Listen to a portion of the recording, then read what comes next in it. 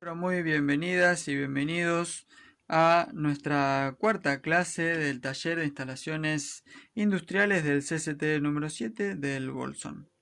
Lo que vamos a hacer en la clase de hoy es un pequeño paréntesis, ya que en la clase pasada estuvimos viendo un circuito de enclavamiento y se me pasaron algunas cuestiones básicas e importantes a la hora de tener en cuenta el plan de estudios, así que lo que vamos a hacer hoy es ver específicamente qué es un contactor y cómo lo podemos utilizar y demás cuestiones que hacen al entendimiento de cada parte en particular de lo que nombramos en el circuito anterior. Entonces, un contactor, como para describirlo, es una bobina con contactos. O sea que aquí atrás tenemos un electroimán que cuando se electrifica queda pegado y lo que me permite es que los interruptores que se encuentran dentro de este contactor queden accionados los tres a la vez con una sola electrificación. Esa sería más o menos lo que sería este contactor, y que nos permite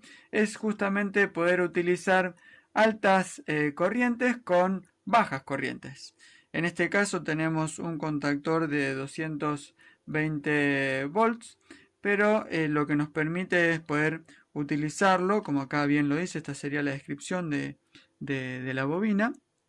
Ahí lo acerco a ver si se alcanza a ver bien. Bueno, y creo que se alcanza a ver, lo tomo medio borroso, pero se puede ver que es lo que describe justamente la, la bobina que tiene adentro este contactor. Entonces, como para que puedan entender en qué podría utilizar estos contactores, bueno, justamente en el circuito que estábamos viendo en la clase pasada, que nos permitiría hacer un circuito de autoenclavamiento eléctrico, o como por ejemplo dentro de un circuito de autoenclavamiento, un cambio de giro o manejar motores trifásicos que tengan grandes consumos en amper. Por ejemplo, esta bobina que tenemos aquí, este contactor que tenemos aquí, nos permite manejar 20 amperes, pero bueno, vienen de distintas capacidades. Y bueno, entonces lo que me permitiría estos contactores es la posibilidad de manejar esas grandes eh, cargas eléctricas con una carga eléctrica mucho menor, como por ejemplo yo le puedo dar inicio o un arranque, una parada a un circuito que puede ser un motor con una tecla que soporte 10 amperes y darle la posibilidad a que ese circuito sea alimentado con, como por ejemplo en este caso, 20 amperes, cosa que no podría hacer con una tecla que soporte una carga mucho menor, no una tecla común de las de la casa, por ejemplo, soportan 10, 15 amperes como para tener en cuenta, o por ejemplo, estos interruptores de arranque y parada también tienen un soporte eléctrico también mucho menor. Otro ejemplo en el cual se me ocurre por ahí nombrarles,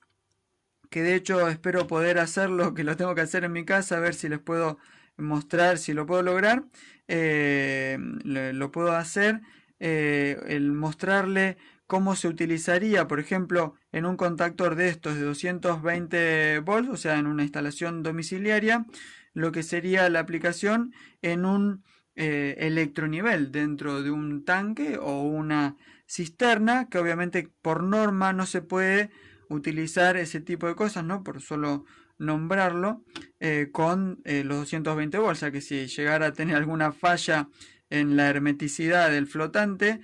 nuestra instalación de agua quedaría electrificada con 220 volts, y salvo que tenga los circuitos adecuadamente protegidos con los disyuntores y las térmicas adecuadas, sería bastante riesgoso. Entonces, en ese caso, con un contactor de 24 volts, que los hay de 24, de 48 volts, o en este caso de 220, podríamos hacer un circuito que con la entrada de 220 y la salida de 24 volts con un transformador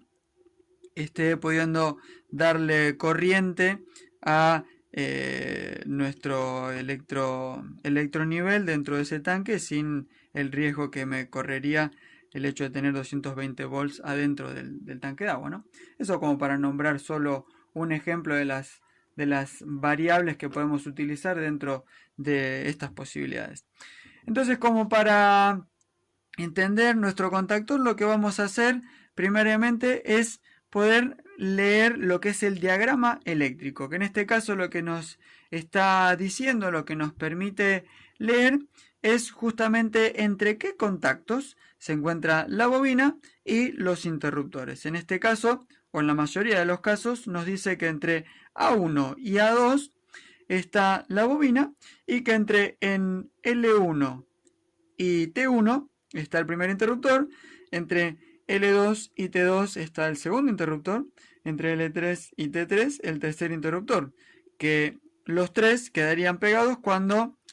se acciona el electroimán de la bobina, ¿no? Y aquí podemos ver que ahí tenemos la entrada de A1 y A2, y acá tenemos la salida de A2 de lo que sería la bobina y los contactos de cada interruptor. Está la entrada de L1, la salida de T1, la entrada de L2, la salida de T2 y así con L3.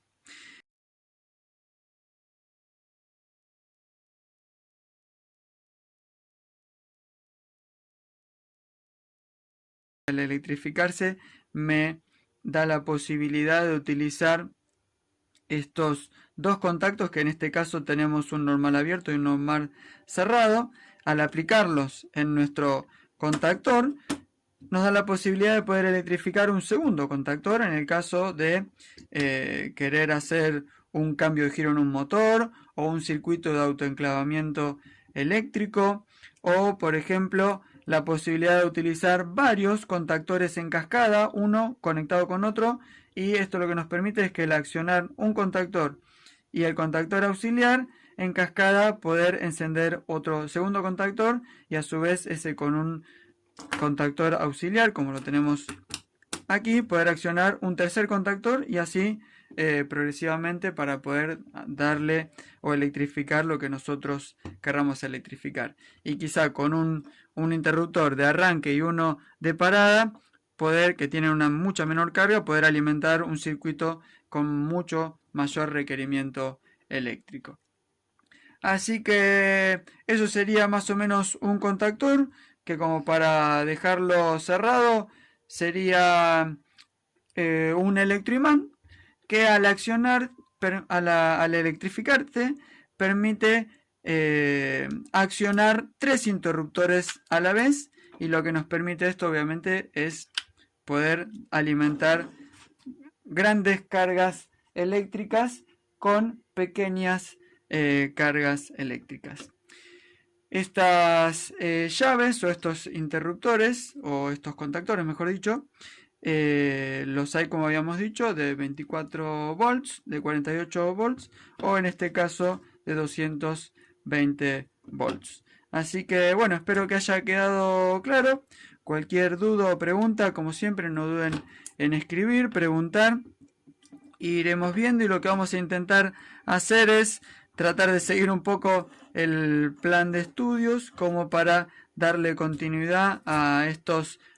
temas y bueno,